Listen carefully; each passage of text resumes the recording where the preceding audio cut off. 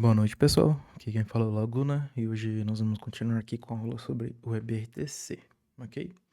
Ontem nós havíamos começado, né? E dado a introdução referente ao HTTP, por que que ele não é um bom exemplo para ser utilizado para realizar uma comunicação em tempo real, os prós, os contras, enfim. E a gente vai continuar agora para falar sobre o WebRTC, né? Como principal tópico.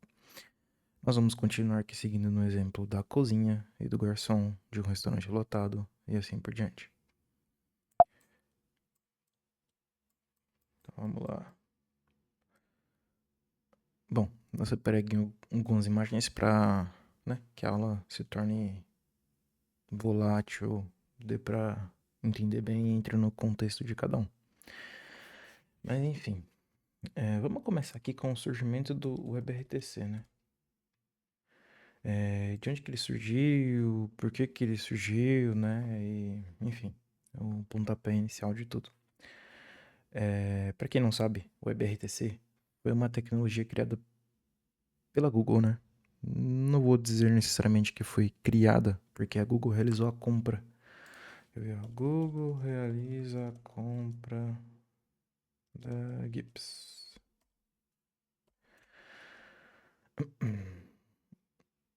Isso. Não é na Gibbs, não.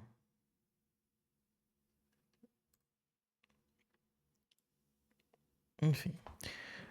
Tudo surgiu de acordo com o que a Google ela realizou a compra de uma empresa sueca chamada Gibbs, certo? Essa empresa Gibbs, ela era dona de um tremendo conhecimento em relação à comunicação, seja a comunicação por texto, por voz e vídeo. E para que a gente não tenha empecilhos em, sei lá, criar projetos à parte, com problemas de licença, problemas de ter que depender de uma biblioteca externa para poder fazer uma conexão peer entre as pontas, a Google realizou a compra dessa empresa e disponibilizou esse projeto, né, esse código, esse conhecimento de forma open source. Para quê? Para que a gente possa espalhar isso para demais navegadores, entende? Tipo, para demais empresas, enfim. Por exemplo, a ideia em si, em geral, era o quê? A gente não ter limitações entre realizar uma comunicação daqui, mandar uma mensagem pro Firefox, ou do Firefox mandar uma mensagem pro, pro Safari e assim por diante. A gente não ter essa dificuldade, a gente ter essa portabilidade. E aí foi a ideia mesmo da Google de transformar esse projeto no open source. Além de trabalhar com navegadores diferentes, distintos, que a gente chama de cross-browser, ele também pode trabalhar com dispositivos. Então o Safari pode comunicar com Android, o Safari pode comunicar com o iOS, o Google, Firefox e assim por diante. Então a gente não existe mais essa limitação de comunicação, graças a Google. Então vamos voltar lá para o nosso contexto. Logo, né, nós precisamos entender um pouquinho sobre as diferenças que existem, né, entre o HTTP e o WebRTC. Anteriormente eu havia falado para vocês aqui que existe uma diferença, que por questões de latência, no WebRTC não possui pooling, diferente do HTTP, que o HTTP ele é unidirecional e o WebRTC é bidirecional, enfim. Como que a gente pode levar isso pro lado, né, real da coisa e poder entender melhor, nossa, por que que é diferente, por que que não é, e assim por diante. Dá pra gente fazer uma analogia aqui direta entre você enviar uma carta e você enviar um SMS, entende? Mas, pô, os dois vão estar conectados com a internet, os dois vão ser rápidos, enfim.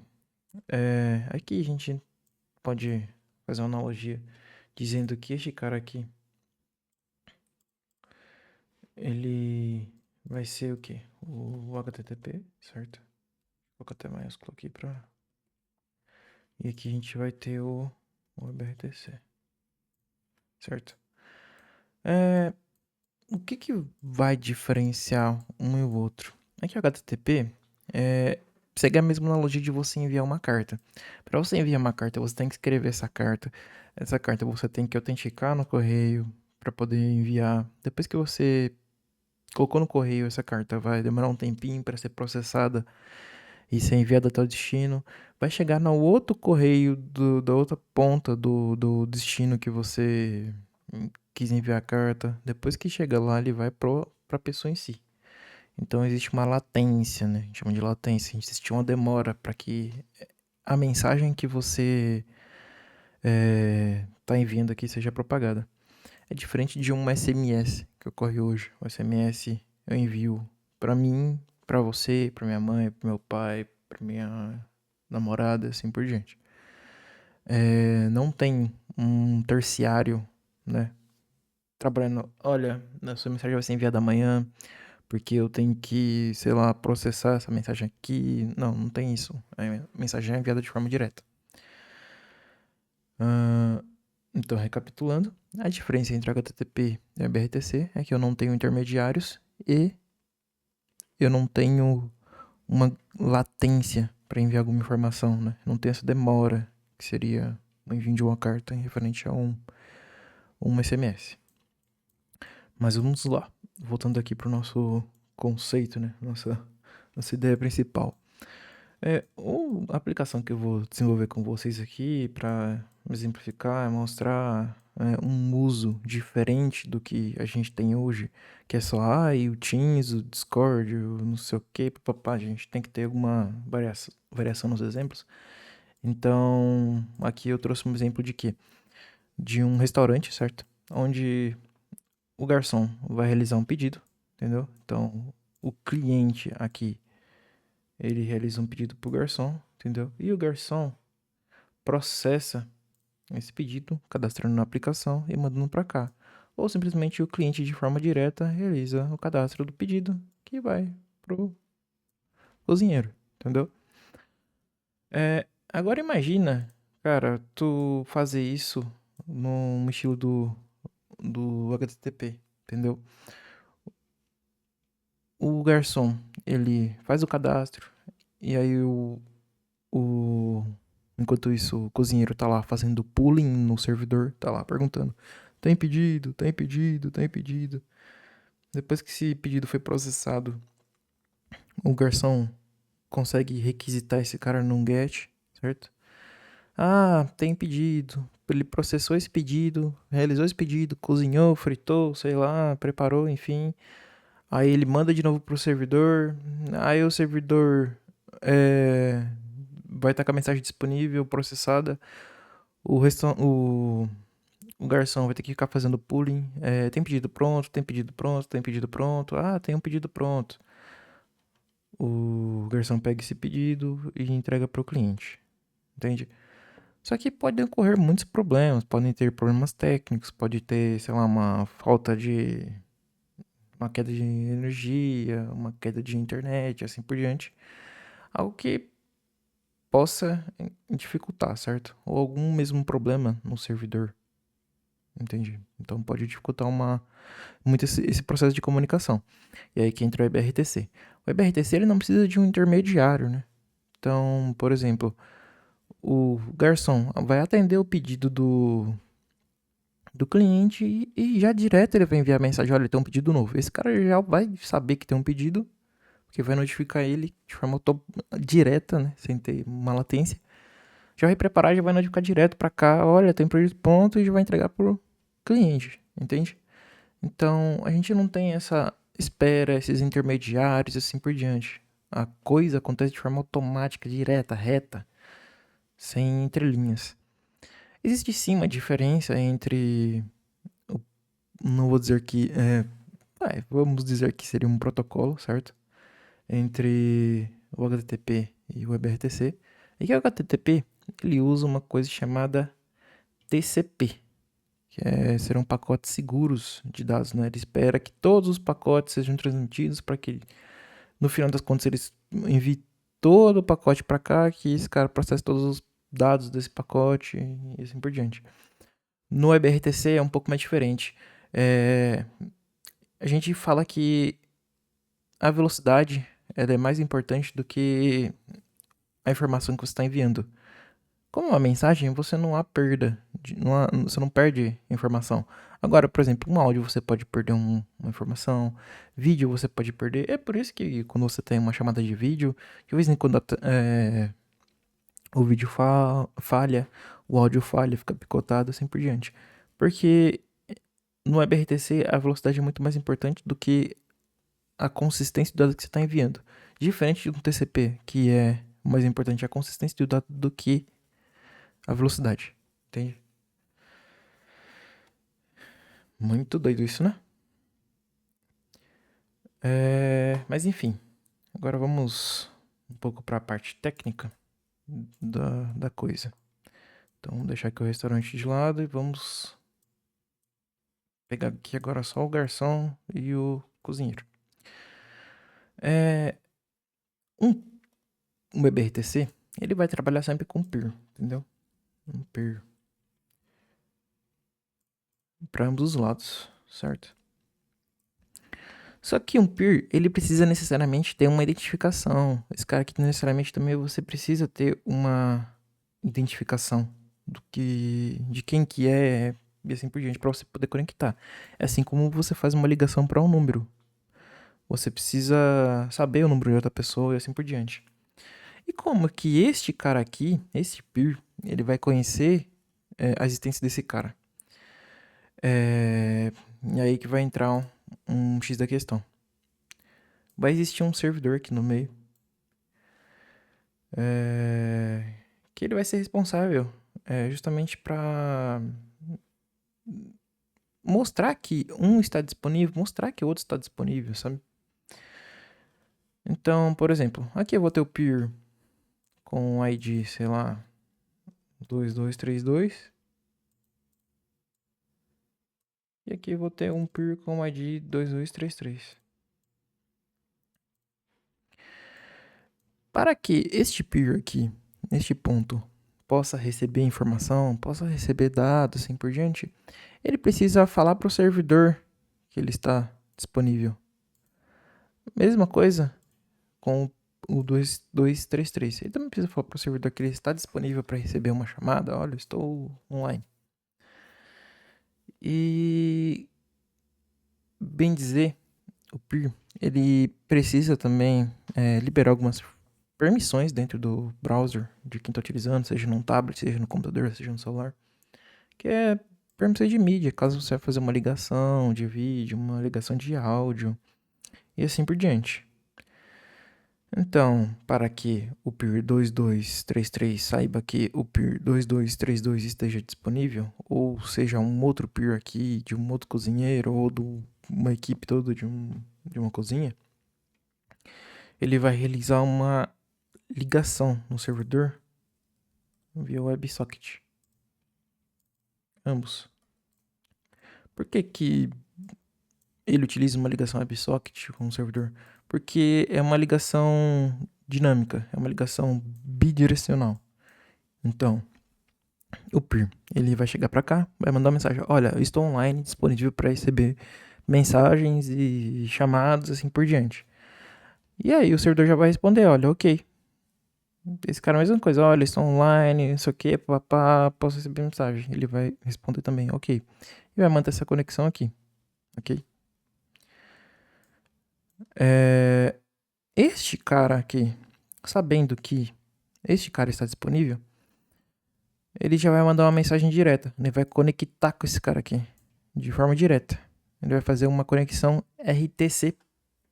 Vamos colocar de vai RTC Peer Connection. Uma conexão RTC Peer Connection. Tá? Aqui eu não queria falar em termos técnicos. RTC Peer Connection. Ele vai realizar uma conexão RTC Peer Connection. Nessa conexão RTC Peer Connection, ele vai literalmente, né, mandar uma mensagem: olha, quero me conectar com você. Esse cara, como ele já está disponível para conectar, vai conectar de forma automática. Também quero me conectar a você. E esse handshake ocorre. Então eles estão conectados. E aí sempre que um garçom aqui for cadastrar um pedido, ele vai mandar de forma direta para esse cara. Ele não vai mandar para o servidor mandar para esse cara. Ele vai mandar já diretão. Então, na hora que o peer cadastrou, vai chegar para cá um pedidinho, sei lá, de uma marguerita, de um misto para esse cara. Ah, ele terminou? Já vai mandar direto para cá. E como essa ligação RTC Peer Connection aqui, ela é uma ligação bidirecional, ao mesmo tempo que eu estou enviando, sei lá, uma mensagem de que está entrando um pedido, eu posso também ao mesmo tempo mandar uma mensagem que tem um pedido pronto. Ele não precisa necessariamente ficar com aquela questão do unidirecional da HTTP. Eu faço um request para ter um response. Então, sei lá, o request é para saber se tem pedido pronto. Ah, não tem pedido pronto, ele dá um response de pedido pronto. Não, simplesmente não precisa ficar fazendo esse pooling de um lado pro outro, de um lado pro outro. É direto. Olha, tem pedido para fazer. Olha, tem pedido pronto. Eu tenho um exemplo aqui, eu trouxe até um exemplo aqui de mais ou menos como que funcionaria, programaticamente falando, né, de forma técnica, uma conexão peer. Então aqui, bem dizer, funcionaria o celular do garçom, certo? Bem dizer, eu vou realizar uma conexão peer. Esse create data channel aqui de pedidos seria como se fosse o servidor, entendeu? Aqui seria um servidor que ele funciona como uma conferência, uma sala, bem dizer, entende? Aqui eu teria uma sala de pedidos, ok? Essa sala de pedidos aqui, ela vai ter o peer 233 e o peer 2232, entendeu? O ato de fazer essa conexão aqui direta, esses caras vão estar numa conferência. Então toda mensagem que esse cara mandar vai para esse cara. Toda mensagem que esse cara mandar vai para esse cara. Ah, mas e se tivesse um terceiro? Se tivesse um terceiro aqui, 2, 3, 4, ele também receberia essa mensagem. Entendeu? Ele ficaria também disponível para poder ter essa troca de mensagem. Os três estariam disponíveis, entendeu? Só que eu posso simplesmente escolher aqui e falar, olha, eu quero me conectar o 2233, quero me conectar diretamente com o 2232. Então a mensagem vai ser direta para cá. Mas se, por exemplo, tivesse o terceiro cara aqui, ela fosse um outro cozinheiro, que fosse o 2234, essa conexão aqui de RTC também poderia acontecer para cá. Tá? E de novo, você não necessita de um servidor para você enviar um dado. A única coisa que você vai usar o servidor aqui é para você poder dizer que você está disponível, né? Tipo, você está numa fila de atendimento e assim por diante. Você dizer que você está disponível. E assim, debaixo dos panos, também funciona uma coisa chamada stun. Então, sempre que esse cara, sei lá, ficou online, vou chamar aqui de stun turn. Sempre que esse cara aqui fica online, no caso o peer, sei lá, 223 aqui, ele vai ficar por trás de um firewall, justamente por conta da internet que a gente utiliza hoje em dia. Então, um celular, um computador, enfim, ele está por trás de um firewall. E dentro de um stun e um turn, existe uma coisa chamada DNS Resolver. Então, na hora que esse cara fala que, olha, meu IP público é tal, ele vai falar, olha, o IP público dele é tal e a identificação dele é tal, pro servidor ou pros outros peers, entendeu? Então, esse cara necessariamente também vai fazer uma conexão direta com este, que necessariamente também vai fazer uma conexão direta com esse, assim por diante. E o servidor também vai fazer uma conexão direta com esse aqui. Então, para que serve o stun e o turn? O stun e turn é justamente para ele falar sua identificação. Por exemplo, é um policial perguntar a placa do seu carro. Você vai falar, olha, minha placa do meu carro é 1122 ABC.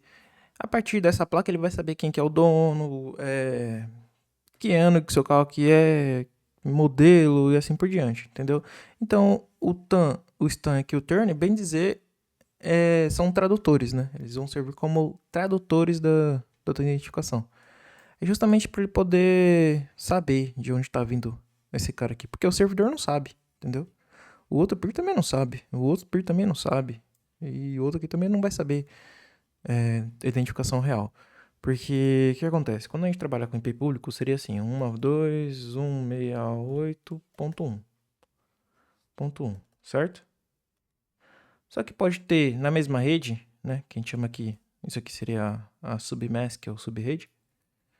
Eu posso ter aqui também, sei lá, meu computador que seria o 12, o computador da minha namorada que seria o 13, o computador do meu pai que seria isso aqui, o computador do, sei lá, a TV que conecta no Wi-Fi seria o 16 e assim por diante.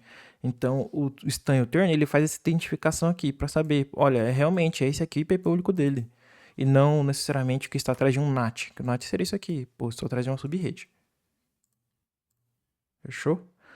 É, eu diria que hoje esse aqui seria a aula, justamente para não, né? Já foi bastante informação assim em pouco tempo, então para não confundir tanto, eu acredito que seja bom para a aula de hoje. E amanhã a gente vai continuar com as ideias referentes ao WebRTC. Fechou? Até a próxima.